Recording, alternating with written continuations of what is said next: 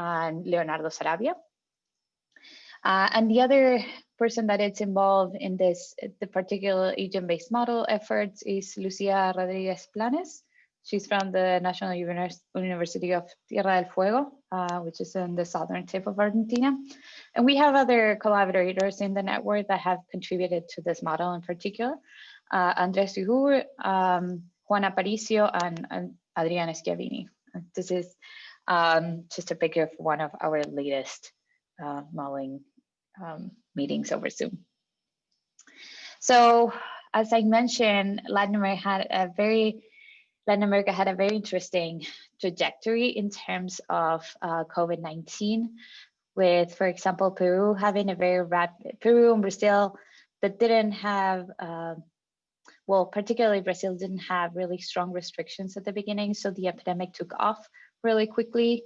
Peru had restrictions, but from the data we have now, we know that it started, the first few cases started earlier than they started the restrictions. And then we have countries like Colombia and Argentina, which, in spite of having really strong restrictions in April and through May that really restricted the number of cases, they were never successful in stopping transmission altogether, like in other countries, like in Australia or New Zealand. And in the end, it really, what happened as part of, we think, could be quarantine fatigue and the necessity of also working, and the economic consequences of the quarantine were pretty important in this country. So as a combination of all those things, the epidemic took off, and especially during the winter months, which in the Southern Hemisphere span from July to September, you can see an increase, particularly in these two countries. But yeah, if we see it in like a worldwide perspective, the epidemic in Latin America, it really, we saw really high mortality rates, and it represented 1 in 3 of the deaths that we saw worldwide happen here. So we really need to understand a little bit more about the dynamics of the epidemic in Latin America in particular. And one of the hallmarks that COVID-19 had in Latin America is high attack rates, which could be an explanation of certain variables that I'm going to talk a little bit further than this talk. But for example, in Manaus in Brazil, almost 3/4, and this is a recent report, had been affected by COVID. It had been infected with COVID-19. In other cities, like in Sao Paulo, it was about 30%, and in some parts of cities in Buenos Aires, and I think there are other reports in Colombia as well, they were high as 50%, but there was a high heterogeneity between regions. And what factors could be playing a role in this high attack rates? Well, as I mentioned, there's a lot of informal economies. So the COVID-19 restrictions and quarantine have a devastating effect on this. So people are not able to quarantine and stay at home as intended by governments. There's also high socioeconomic inequalities, and we have talked about the socioeconomic inequalities playing a role in several countries, including the United States, but in Latin America in particular, it is kind of a hallmark of our societies. So I think it would be playing even a higher role, and especially determining geographic heterogeneities even within cities. There's also a high proportion of the population living in urban areas. So unlike other developing regions, there's one of the South America has one of the highest rates of urban population. And there's also, like in these areas, there's high overcrowding. There's a combination of stage 3, stage 4 demographic transition, according to the demographic model. So there's high, but also again, there's high heterogeneities, not even between different cities in the country, but also between within the same city and different regions in the city. So for example, slums could have different demographic characteristics than other ones. And there's also one thing that plays a big role in all this is the cultural and social norms. So as part of this network, we developed an agent-based model of COVID-19, where basically each individual or agent has contact with other individuals inside a bipartite network, where we have houses and work spaces. And in the tradition, we use the tradition of the agent-based models proposed by Ferguson et al., first for avian influenza and then for COVID-19. Using this network of houses and works and people traveling from one to the other and spending different amount of times in each. And the Asian state swooped, where basically we use a compartmental model in a tradition of a CSER model. And we use basically, we tweak a little bit the model proposed by Mordecai that she gave a talk earlier this year about this.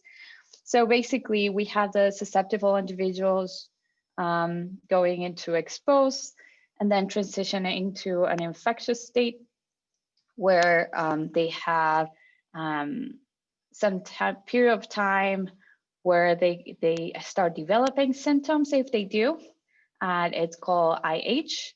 And the IH, the asymptomatic individuals can then transition into hospitalized, which is the big H, which are basically going to the hospitals and they can die or they can recover. And then you have the individuals that are asymptomatic, but they don't have severe disease. So they go back and quarantine in their homes and they isolate in their home, and they recover mostly. We also included one transition from infectious people that didn't go to the hospital but died and they were identified postmortem. On the other hand, we have the asymptomatics that they are infectious, but they never develop symptoms. So they can be infectious for the whole period of time, while these symptomatic individuals don't, once they are identified with symptoms, they don't contribute to onward infection. So this is a snapshot of the model we developed in NetLogo, and we're for parameter estimation, we did an interface with R. And the agent's activities are basically the travel time between time at work and time at home, which is a possibility for community transmission. Within the travel time, we also include trips to the grocery store and time spent outdoors. So for parametrization, we use, for non-context specific parameters, we use the literature, and that's the MIDAS COVID page was really useful to extract some of that. So for example, some of these parameters are the time of individuals in each state, the proportions of asymptomatic, and the proportions of hospitalized patients. For context-specific parameters, we use the data from the Buenos Aires metropolitan area. And basically, we estimated the transmission parameter, VIDA, and the hours spent traveling from and to work. And if you want to see updated results, we created a website that it's in Spanish and soon to be translated, but this is where we're posting all our latest results. So just to go a little bit into some of the exploring of the data we have had and our preliminary results, we basically did a different combination of scenarios. So some of the graphs are in Spanish, so I apologize for that, but I'm going to translate really quickly. This is the number of deaths predicted by the model between different scenarios. And the scenarios were a different combination of a reduction in work and reduction in travel time. So we, using the actual data, which is this red line here, we identified that scenario 8 and scenario 3 were the ones that adjusted the best. But also there was a lot of, it started departing towards August and September. It started departing from these scenarios.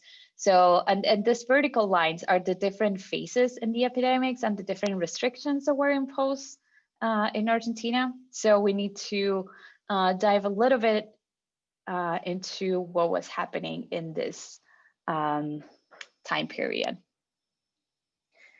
And for that, we also model as an outcome of the model, we can analyze the intensive care units beds, so the capacity that we had in Buenos Aires as a result of the model, and how long or when the different scenarios would predict that. As I mentioned, scenario 3 and scenario 8 were the ones that predicted best the dynamics of the system, especially at the beginning. But the system actually in Buenos Aires never got saturated. So this is interesting to analyze specifically what was happening in this time period when it started departing. And actually there was less death than expected by the model. And this is the cases. We didn't use cases to estimate these parameters because the definition of case changed over the time period. So who was getting tested changed a lot over time. And so there were not really good estimates. And just to expand it a little bit, we started looking into a little bit beyond the city of Buenos Aires and expanded to neighboring areas. So this is Buenos Aires province as a whole, which would be the province where Buenos Aires is adjacent to. And we start seeing that there's a scenario 2 started contributing more, and it was characterized by less reduction in work, and there's actually not reduction in traveling. So this is interesting because we can think about socioeconomic inequalities here. And just to give you a view, we didn't fix the beta. So the beta parameter was estimated from the different scenarios. It was a free parameter, but we can see that there was a difference between traveling time, the difference scenarios that we model. And also here, the other thing we compare is city with different population size. So for this proposal, this is work that we've been working through since the beginning of the epidemic. And for this proposal in particular, we wanted to see basically what was the relative and combined effects of population age, household composition, and overcrowding in the spread of COVID-19 in South America. We know that there are demographic difference between how high and low medium income countries that could translate into a different dynamics of COVID-19. But there could be also trade-offs between different demographic characteristics. For example, the age structure and overcrowding, which haven't really been thoroughly explored. And so we hope to give a few insights with this model once we incorporate those demographic characteristics in the model. And then we also one of the advantages of having this agent-based model set up is that we can explore different adaptive behaviors. So for example, changes in mobilities at a household level. And for example, if there's one case in the household, does everybody isolate? So is the person that actually is the case isolates and the household members also quarantine or not, and the effect of that. And also if we can explore some mitigation efforts at the workplace and what that would look like. And now, given we have the vaccine coming in, we can even use that on how would people react and behave towards vaccine if it's available, who's going to get it, and what the effects will be on the transmission. Also, one of the other things, as I mentioned before, this geographic heterogeneity in Latin America, that it's also associated with demographic and socioeconomic inequalities. And so in Buenos Aires, there's the presence of informal settlements, where the mitigation strategies for COVID-19 might be difficult to implement because they might represent a unique challenge, creating asynchronous epidemics that might determine the persistence of the virus in a meta population, for example. So to explore these effects of geographic heterogeneity, we have partnered with Facebook program Data for Good to access spatially explicit mobility data from Buenos Aires metro area. And this data will be integrated into an agent-based model to derive travel and mobility patterns, and also the connectivity matrix across neighborhoods and across municipalities within the metro areas as well. So this is kind of an example of the data we have been working on. And just to finish, we have a little bit of other impacts. So we're partnering, one of the intentions of this network was to partner with decision-making, to participate in the decision-making process. And we were hoping that this modeling efforts can help in the 3 different aspects of the management by allowing a better estimation of risk of saturation in the hospital system, the mortality and the costs. It would also allow for comparative evaluation in the efficiency of different measures of mobility restrictions and prevention. And it makes possible to identify critical points of insufficiently known parameters or mechanisms that we need to explore. So with this, thank you. If you have any more questions or are interested, here's my email. And as I mentioned, this is the website for the model. Thank you. Excellent. Thank you, Pilar. Really interesting to see the in-depth work that you're doing in that region. Anybody have any questions at this point? Okay, we have one that's come up in the Q&A from Xiang Ren. Did you consider the heterogeneity of individuals, for example, different traveling time, different fatality rates, etc., for particular individuals and groups?